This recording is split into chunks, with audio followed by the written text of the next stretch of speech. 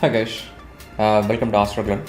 So we are continuing from the AdMob tutorial video from the previous one. So this is actually part 2. So the previous video we saw like what all the games that we have done, what all the apps that we have done, and you can find the links from the description as well. So you can go and check those games as well.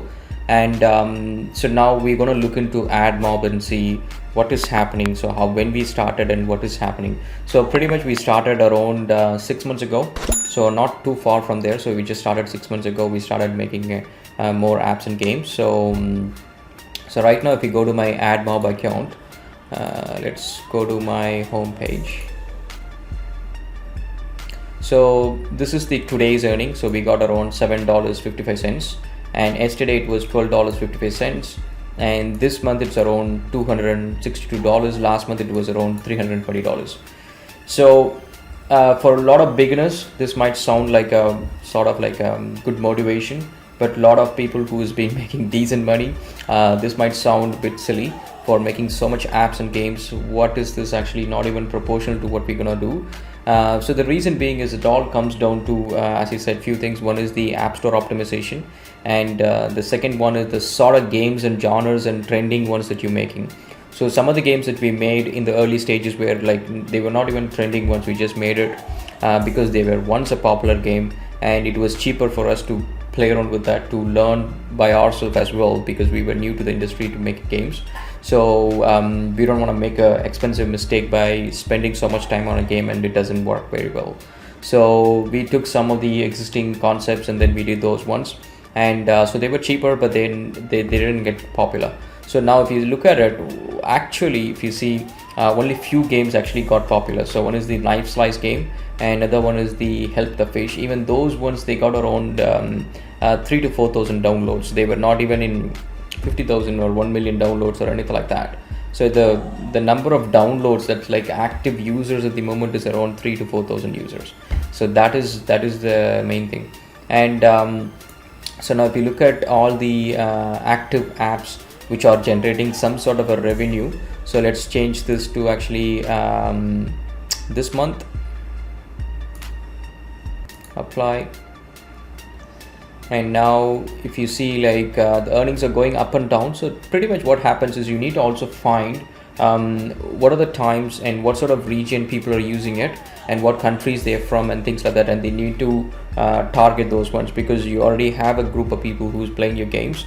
So it is best to actually focus on that particular region or group of users, and also what sort of genres they actually playing. Let's say if you have I think we may have around 50 games for an example. So out of that, let's say 10 of the games or the ones people are playing, and they all belong to a certain genres, and some of the games they don't even play. So then we can actually focus on the ones that people like in our game sets. So let's say people like some sort of a zombie games, then you make few more zombie games like snipers and zombie versus aliens and some sort of fighting games with zombies, doesn't matter. So as long as people coming to you because they like a particular game, just make similar games, and then people, they might enjoy the experience trying the other games.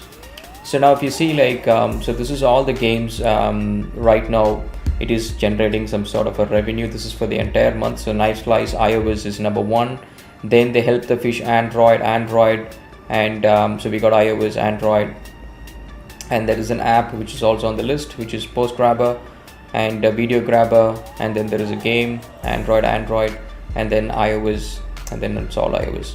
So now these things vary. So let's say if I actually go to a previous month, last month. So this is for last month, and last month the Knife Slice is actually one of our popular games, so that always gets us some revenue. And so Knife Slice was doing pretty well last month as well, and then comes Post Grabber. So some of the apps as well doing pretty good. And so the Burger Mania is actually an idle game, so we just tried it a couple of months ago. We never did any idle games before, so we did a couple of idle games last month, and so this one seems to picked up to an extent, not too great, to an extent. And then the other one generally goes well is actually Color Canva, which is a kids coloring game, and they always get sort of like an average download every month, and which never misses out. And the same with the Video Grabber and Post Grabber and some of these ones. So now if you look at country wise,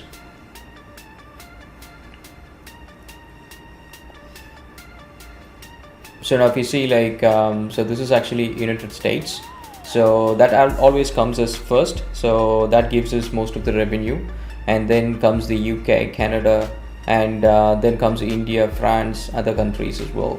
So now this is again based on the translations that you do as well. So if you write your descriptions and keywords in Russian and other stuff, then you may also get people from Russia downloading your apps and games. So the same thing goes for people in Japan and all the different regions as well. So translation is some sort of an important thing, guys. So I think we have seen some sort of a decent growth in the last few months after we have done some ASO, that's App Store optimization, on some of the apps which you have not picked up before. And also once we done the translations, it sort of picked up as well. So so that is all the stuff, guys. So now with the going back to the earnings, so that is for the total, and so we can actually check it for last 28 days versus the previous 28 days, and you can see that so we're growing at 30%. Even the last month, if you see, like we were 30% higher than the month before, so now we are 30% higher. That means like in the last 2 months we have been like 60% above. And so number of impressions are also growing. It's like around 58%, and number of requests is around 50%. And the main thing is basically the click rates on your ads, because you're going to put 3 types of ads in there. So one is going to be a banner, and another one is going to be your interstitial, and a third one is going to be a rewards ad. So as long as people, rewards is basically, you ask them to play the video, and then you give them some points or coins or something like that. We tend to do it on all the apps, and which generally works out. If you look at our earnings from the ad units, you can see interstitial, reward generally tops up, and banner doesn't even comes up on the list. So some of the cases, some of the apps, we don't even use banner because it just spoils and ruins the look of the app, and it makes it look cheaper. So generally we avoid using banners for some of the cases, just because banners doesn't really generate much of a revenue for us. So it's better to avoid it and keep the app nicer and cleaner. So now if you look at another thing is like with AdMob, once you integrate it, you can also integrate Firebase and Google Analytics and all the other ones, and then you can track even more analytics and people and how people use the products and things like that. And also you can also try App Nanny. So the problem with App Nanny and all the other services, even Google Analytics, is they tend to track the user. So, and then actually that shows a disclaimer on the screen stating that we'll be tracking your usage and whatnot, and some people might be wary and they don't want to install it. So that might be one of the pitfalls. Okay guys, we'll catch up on another video, and hope you liked it. If you liked it, just share my videos, and then like as well as subscribe to the